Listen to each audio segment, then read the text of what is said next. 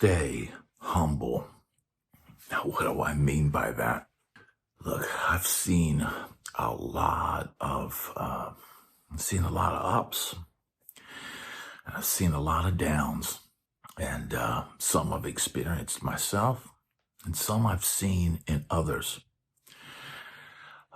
I've seen a lot of musicians that get somewhere, maybe after many years, or maybe very quickly get somewhere.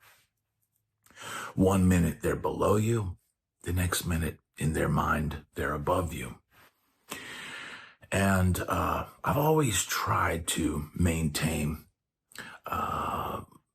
humbleness. I've tried to maintain, hey man, if somebody comes up to me, I'm gonna be, hey dude, how you doing, man? Good to see you, and be positive and all that stuff. And it didn't matter whether I was headlining a show or at the bottom of the bill, or the security guard in the pit. And I've done all of those things. I've worked security in the pit at Ozzy shows and been on stage on a Rage Against the Machine show as a security guard, and side stage at Tool shows. And I like to think I've experienced kind of all sides of it. And one minute you could be on the stage headlining, and the next minute you could be the security guard. And one minute you could be living in a mansion, and the next minute you could be living on the street. Many cases of musicians that were at the top that ended up in very tragic situations. Look at a guy like Sly, Sly and the Family Stone, Sylvester, what was his name? God, let me know in the comments. Sometimes when I do these stream of consciousness talks, the names and things like that, as I get older, they don't come to me. But, man, it's a reality. It's a big reality that you could be on top at any moment with the push of a pen, with the, fate, or maybe the momentum, the negative momentum that you get wrapped up in by being inside your head. They could take you down, take you back down to the street. Now, I have seen people that I was, friendly to, and hey dude to, and all that. And I see them get into what they believe is an elevated position. And you speak to them, and they just look right through you. And I've seen this happen multiple times, and they were on top. And haven't seen them since. But yeah, man, a lot of people just forget who they are. They believe the hype. Look, it's really easy when your songs are riding up the charts, and anything you want is yours, and there's a screaming crowd in front of you. It's very easy to believe the BS.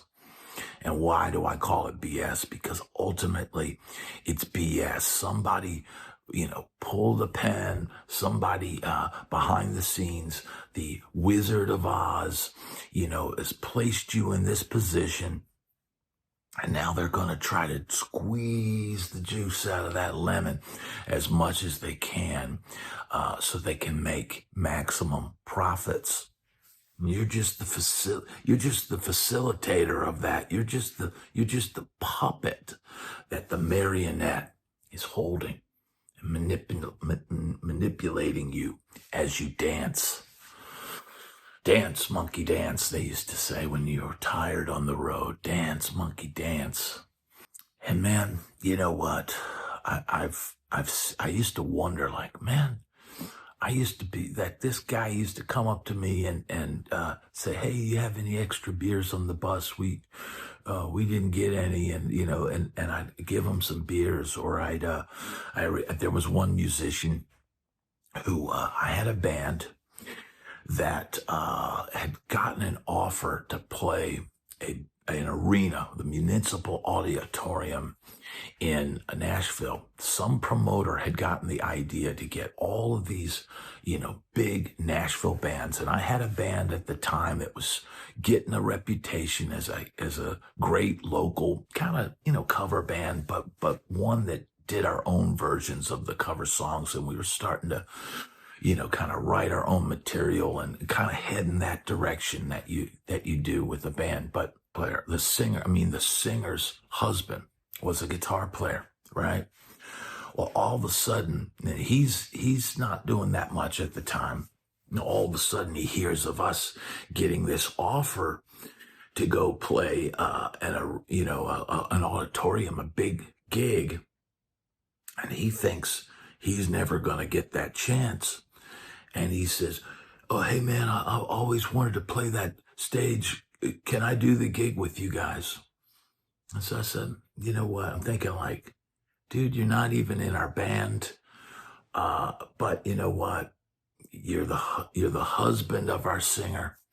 So, okay. All right. Yeah, I agreed to do it." Now that gig never ended up happening. And that same guy had auditioned for one of the touring acts that I played on the road. And he did a good job. And I vouched for him. And he was my first choice as someone to take the gig, because I felt like, hey, I've already got kind of a camaraderie with this guy. He's a dude. And I think we would get along good on the bus. But the band felt our styles were too similar, and he didn't end up getting the gig. But I ran into him on the road. He ended up in one of the smaller country acts at the time. And we hung out again. It was dude, and, and all that. And now the guy is playing with a aging rock star. And I think the last time I saw him in a restaurant or something like that, man, he just looked right through me. It was like I didn't exist. And maybe he didn't see me. Maybe he didn't see me. I don't know. But man, you can be, friendly to people. You can be humble yourself. That doesn't mean that everybody around you will continue to be that way. People get big heads. People believe the hype. People think they're in an elevated position. And now they don't need you anymore. They don't need to be nice to you. They are who they are, and you are who they are. And obviously, they must be better than you, because they've somehow landed the lottery ticket. They somehow landed in a position that elevated them. But man, what goes up must come down. The business can do a lot of different things. If you're, in a band with your best friend and you guys blow up, and I've had this talk. I remember a guy on the road, and he said, "Oh, these guys are such good friends. They'll never break up," and all this kind of stuff. I said, "Dude, you don't understand the music business." I said, "These guys, the business will drive a wedge, divide and conquer. That is what the music business does. Sure, there are exceptions, and eventually these acts that get split apart and kind of divided up and all that, man, most always these groups end up having to, humble pie. and come back together. And even if they hate each other, they end up having to come back together and go out and tour. But by the time they do all that, the glory days are over. So, it's a business where there are many ups and downs. And you have to realize that, man, the same people that you see on the way up, and if they're friendly to you and kind to you, you need to treat them the same way when you're up above them. You need to speak to people. You need to be friendly. I know, man, you think you're on top of the world. You think you're invincible. You think you're a king. But we're all just pawns. We're all just pawns in this chessboard. And man, 1 minute you're on top and the next minute you're not. And that's just that's the reality of the music business, man. None of us are better than any others. And man, some of the greatest musicians of all time never sold 1 million records, never headlined an arena, never really got the respect that they deserved. And that should be the one thing that should make you humble. Because, man, look, we all know players back home that were better than us. We all know people that could sing better than us. We all know people that could write amazing songs. But for whatever reason, they weren't able to get it, to the big show. They weren't able to get it on the big stage. And that does not mean that you're better than them because you did. It just means you got in the right place with the right people and you got lucky. You're no better than anybody else out there. Be thankful, thank God, and be humble. Be humble. There's always somebody better. There's always a new kid in town waiting around the corner. Listen to the lyrics to that song. I think that, in my opinion, New Kid in Town is equally as good as Hotel California because, man, it talks about the phenomenon of the young hotshot. 1 minute, you're the young hotshot. And girls are, surrounding you, and then boom, the next minute, he's holding her, and you're still around, and there's a new kid in town, and man, it's so very true. And you start getting a little frayed around the edges, when you start losing that sparkle, when you start losing that sex appeal, there's always somebody waiting in the wings to take your crown. It's almost like, Beelzebub or Beelzebub is waiting in the wings with somebody else. And they're watching you fall. They're watching you falter. They're watching you succumb to your ego. They're watching you slide down the charts. They're watching you fumble on stage. They're watching your band fall apart. They're watching your whole world tumble. Man, all those people that you looked down on once you got to that mighty mountain, that magic mountain on the stage, once you got to that magic mountain and looked down at everybody and, oh, I don't need to talk to them. I don't need to do that. Well, guess what? When you're tumbling down that mountain, you're going to see everybody back on the way down. Stay humble.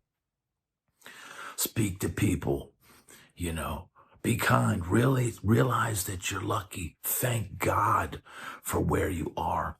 And man, you could be the top call guitar player on Lower Broadway. Don't think you're better than anybody else. You could be the top call studio guitar player in Nashville. Don't think you're anybody else, better than anybody else. You could be the, Grammy winning artist on the Grammy stage. Don't think that you're anybody better than anybody else. You're no better than anybody. Maybe you just worked hard. Maybe you got lucky. Maybe you do have great talent. But so what? So what? There's always somebody waiting in the wings to take your spot.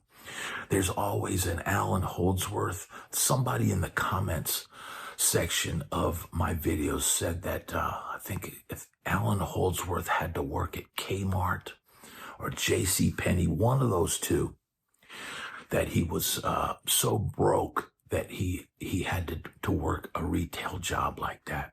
Can you imagine that? Can you imagine walking into Kmart and seeing Alan Holdsworth? And then meanwhile, there's rock stars or pop stars with not even a 1/16th of the talent of an Alan Holdsworth. And they're rich and they're living in a mansion and they're eating the fatted calf. And they've got personal chefs on the road, and their needs are met 24/7. Can you imagine the irony of that, man? If that's not humbling, it certainly was humbling for Alan Holdsworth, but he didn't think he was too good to work at Kmart. You know, ultimately he had to pay his bills. Ultimately he had to get what people called ale tickets. You know, ale tickets is something that he called money. They were just ale tickets. And man, you know what? Ultimately, he was probably right. Money doesn't mean anything. Success doesn't mean anything. Success is largely fleeting. It can be gone in the blink of an eye. And you need to be kind to those on the way up, and because you're going to see them on the way down. So stay humble. Don't buy into any of the ego nonsense and ego feeding that the music business does. If you get lucky and you get to the top of some little mountain, maybe it's a big mountain, maybe it's a little mountain, maybe you're just the best guitar player in your hometown. Stay humble, friends. Stay humble.